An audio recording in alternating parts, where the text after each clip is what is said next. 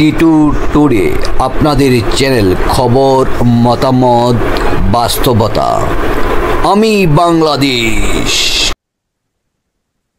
আসসালামু আলাইকুম রহমতুল্লাহ। সম্মানিত দর্শক শ্রোতা যারা আমাকে দেখছেন এবং পরবর্তী দেখবেন, সবাইকে স্বাগত। আই লাভ মাই বাংলাদেশ। আজকে যে বিষয় নিয়ে আমরা কথা বলবো সেই বিষয়টা হচ্ছে সাম্প্রদায়িক সম্প্রীতি এবং ধর্মের মমত্ববোধ এবং তাদের ভালোবাসা এবং পরস্পরের প্রতি মমত্ববোধ এবং ভালোবাসা প্রদর্শন করি আমি আজকের এই পর্ব শুরু করছি। আজকের এই পর্বে দুটা বিষয় আমি উল্লেখ করবো। একটা বিষয় হচ্ছে পিনাকিদা যে বিষয়টা বলেছে যে ইন্ডিয়াতে কিছু জায়গায়, বিশেষ করে মুর্শিদাবাদের কথা উল্লেখ করে যায়, সেখানে আমাদের রাষ্ট্রপ্রধান বর্তমান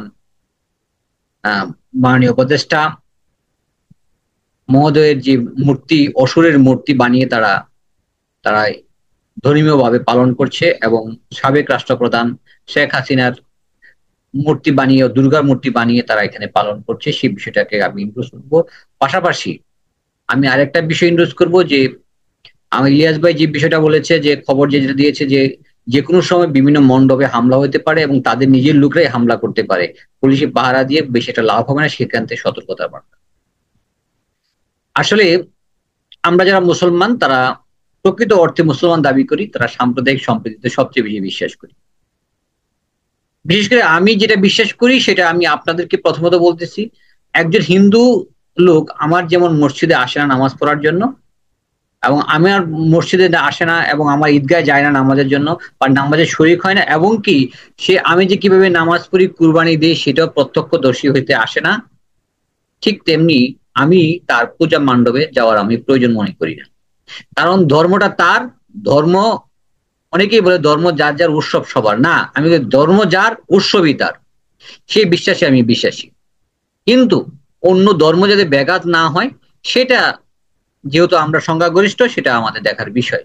তাই আমরা যেতে পারি অতটুকুই যে তাদের এখানে কোনো বিশৃঙ্খলা হয় না। যারা দায়িত্বপ্রাপ্ত আইন শৃঙ্খলা নিয়োজিত এবং যারা রাজনৈতিক নেতৃবৃন্দ, তারা হয়তো বা সে ধর্মীয় উৎসবে যেতেই পারেন তাদেরকে সহযোগিতা সমাধান দেওয়ার জন্য।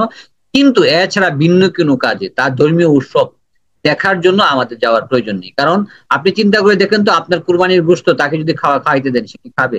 তার ধর্মীয় অবমাননা হবে। এই জায়গা থেকে আমরা বলবো যে এই যে একটা কালচার ইন্ডিয়াতে তৈরি হয়েছে, আমি যে ব্যক্তিকে পছন্দ করি না তাকে অসুর তৈরি করি।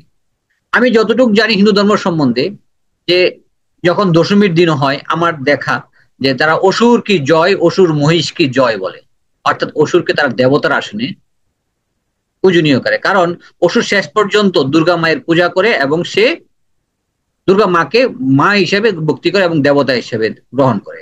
যার কারণে হিন্দু সমাজ এই অসুরকেও পূজা করে, অসুরেরও পূজা আছে। তো সে জায়গায় আমি যদি মনে করি যে যেই বিকৃত মস্তিষ্কের মানুষ আমাদের ডক্টর ইউনূস সাহেবকে অসুর হিসাবে প্রদর্শন করেছেন, তিনি আসলেই সাম্প্রদায়িক সম্প্রীতিকে এটা বোঝে না, তিনি গোলামি বুঝে, ধর্মীয় গোলামি, এবং ধর্মীয় গোলামির বাইরে সে আর কিছুই বোঝে না। এই জায়গাটায় আমি নোটিশ করতেছি যে এই যে অসুর তৈরি করলো আমাদের ডক্টর মোহাম্মদ ইউনূসকে, সে জায়গায় তাদের হীনমন্যতার পরিচয় দিল। বোঝা গেল যে উগ্রবাদ বা মৌলবাদ বলতে যা বোঝায় তা হিন্দু ধর্মে যতটুকু আছে অন্যান্য ধর্মে তার, অর্থাৎ বিশেষ করে আমাদের ধর্মে নাই বললেই চলে। আমরা মূলকে বিশ্বাস করি, সেটা যদি মৌলবাদ হয়, কিন্তু অন্য ধর্মকে খোঁচা দেওয়া, অন্যকে ব্যক্তিকে খোঁচা দেওয়া, অন্যকে ছোট করা, এটা হিন্দু ধর্মের ভিতরে কিছু সংখ্যক লোকের আছে। আমি ধন্যবাদ জানাই বাংলাদেশ হিন্দু মহাজোটকে, যেখানে তারা এটার প্রতিবাদ করেছে। আমার দরকার ছিল এই প্রতিবাদটা ইন্ডিয়া থেকে হওয়া বেশি আমার শোনা দরকার ছিল, কিন্তু বাংলাদেশ থেকে শুনেছি। এই কারণে তারা বাংলাদেশে বসবাস করে, তাই তারা প্রতিবাদ করেছে বাংলাদেশের সরকারের মূর্তি করার জন্য। তারা ট্রাম্পকে অসুর বানিয়েছে, নেওয়াজ শরীফকে অসুর বানিয়েছে, তারপরে শাহবাজ শরীফকে অসুর বানিয়েছে। তারা যাকে ভালো লাগবে না তাকে অসুর বানিয়েছে। শেখ হাসিনাকে তারা দুর্গা প্রতিমার মূর্তি দিয়েছে। আসলে মানুষ কখনোই দেবতা বা দেবী হতে পারে না, কিন্তু তারা মানুষকে দেবতা দেবী পছন্দ করে, তার মানসিক বিকৃতি সম্পন্ন ছাড়া কিছু না। আমি বিভিন্ন হিন্দু পণ্ডিতদের সাথে এই বিষয়ে কথা বলেছি।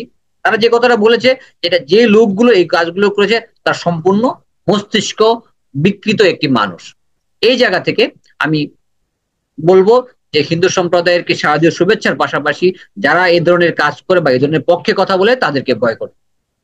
এবং আমরা আমাদের বাংলাদেশকে ভালোবাসি। বাংলাদেশ একটা সম্প্রীতিক দেশ, স্বজন সম্প্রীতির দেশ, এবং ধর্মীয় সম্প্রীতির দেশ। আপনাদের উৎসব পালন করুন, মুসলমানরা মুসলমানদের উৎসব পালন করবে, খ্রিস্টানরা খ্রিস্টানদের উৎসবে পালন করবে।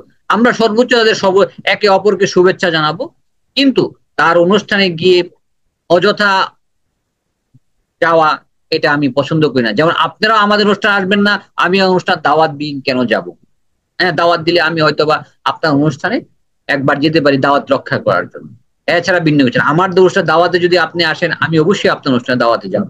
হ্যাঁ, আমি যদি রাজনৈতিক ব্যক্তিত্ব হই, আইন শৃঙ্খলার ব্যক্তিত্ব হই, সেক্ষেত্রে আমার যাওয়াটা সমীচীন। কিন্তু আমি একজন সাধারণ মানুষ হিসেবে আপনার দাওয়াত যদি আমি না পাই, আমার যাওয়াটাও আমি উচিত মনে করি না। কারণ আপনি কোনো দাওয়াত ছাড়া আমার ঈদগাহ যাচ্ছেন না, গরুর মাংস কুরবানি দেবো বা খাসির মাংস কুরবানি দেবো সেটাও খেতে আসতেছেন না। সুতরাং আপনাকে আমি সেই বিষয়ে নিয়ে আর মন্তব্য করতে চাই না। আমি সাম্প্রদায়িক সম্প্রীতিতে বিশ্বাস করি। আর ইলিয়াস ভাই যে বিষয়টা বলেছে যে আমরা দেখেছি বিভিন্ন জায়গায় আগেও সাম্প্রদায়িক সম্প্রীতি বিনষ্ট করার জন্য, যেমন হচ্ছে ব্রাহ্মণবাড়িয়াতে এক জায়গায় একটা কোরআন শরীফ এটাকে কপি রেখে চলে গিয়েছিল, যেটা শেখ হাসিনার আমলে ছিল, সেটা নিয়ে অনেক জলগুলা হয়েছে। তো এবার যেটা হতে পারে, হঠাৎ করে দেখা যাবে কোনো একটা জায়গায় কোনো একটা দুর্গা মণ্ডপে হঠাৎ করে একটা মূর্তি ভেঙে ফেলবে, ভেঙে বলবে যে আমাদের দেশে হিন্দুরা পূজা করতে পারছে না। কিন্তু বাস্তব সত্য হচ্ছে এবার 33,000-এর অধিক মূর্তি পূজা হচ্ছে, দুর্গা পূজা। আমার কাছে তথ্য আছে, যেটা সাম্প্রতিক সময়ে শুধু নয়, গত 71-এর পর, স্বাধীনতার পর সর্বোচ্চ সংখ্যক পূজা বাংলাদেশে হচ্ছে। এত বেশি পূজা বাংলাদেশে কখনো হয় নাই। বিশেষ করে আমি যেখানে থাকি সেই যে এলাকায়, আমার আশেপাশে আমি দেখতাম যে ছোট থেকে বড় হয়েছি, আমার যে এলাকাটা সেখানে 4টা-5টা পূজা হতো। এই বছর আমি দেখতেছি আমার চোখের সামনে 6-7টা পূজা হচ্ছে। তাহলে আমি এখানে কিভাবে বলবো যে এই যে একটা ছোট্ট একটা এরিয়া, আপনি আমার বাড়ি থেকে 100 গজ বেরোলে 100 গজের ভিতরে 2টা, 150 গজে একটা, 200 গজে আরেকটা, এবং আরেকটা 200 গজে আরেকটা, 250 গজ, অর্থাৎ 250 গজের ভিতর 6টা পূজা। ঠিক আমি যদি এই 250 গজ সার্কেল ছেড়িয়ে যদি আধা মাইল বা 1 মাইলের ভিতর যাই, আরো 2টা পূজা পাবো। তা আমি এতটুকুই বলবো, যে জায়গাটায় আমি কখনো এতগুলো পুজো মণ্ডপ হয় নাই বা পূজা হয় নাই, আমি যদিও দেখতে যাই নাই, কারণ আমি ইনভাইটেড গেস্ট না, আমি রাজনৈতিক ব্যক্তিত্ব না, ওরা আমার দাওয়াত দেয় নাই তাই আমি যাইনি, সেটা ভিন্ন কথা। কিন্তু এটা হচ্ছে এবং তারা নির্বিঘ্নে পালন করছে, কোনো বাধা প্রতিপত্তি ছাড়া।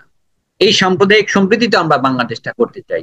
আমরা চাই একটা সাম্প্রদায়িক সম্প্রীতির বাংলাদেশ, সেখানে হিন্দু মুসলমান কোনো ভেদাভেদ থাকবে না, যে আমরা সবাই বাংলাদেশি এবং এক বাংলাদেশি হিসাবে থাকবো। তো যে বাস্তবতা হচ্ছে যে এই যে দুইজনের যে আশঙ্কা, এই আশঙ্কাটা যে এই বাস্তবে রূপ যাতে না নেয়, আমরা সেই দিকে খেয়াল রাখবো।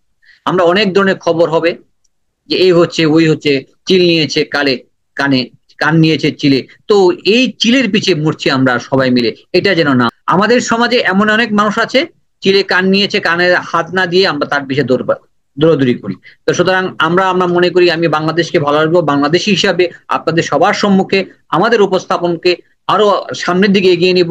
আমি টি2 টুডে চ্যানেলের পক্ষ থেকে সবাইকে শারদীয় শুভেচ্ছা অভিবাদন জানাচ্ছি, এবং যারা আমাদের বাংলাদেশকে বসবাস করেন, বাংলাদেশকে ভালোবাসেন, আমাদের পার্শ্ববর্তী দেশ যেভাবে হিংসা ছড়াচ্ছে, বিদ্বেষ ছড়াচ্ছে, তাদের থেকে দূরে থাকুন এবং সেই হিংসা বিদ্বেষ থেকে দূরে থাকুন। সবাইকে ধন্যবাদ। আসসালামু আলাইকুম ওয়া রাহমাতুল্লাহি ওয়া বারাকাতুহু।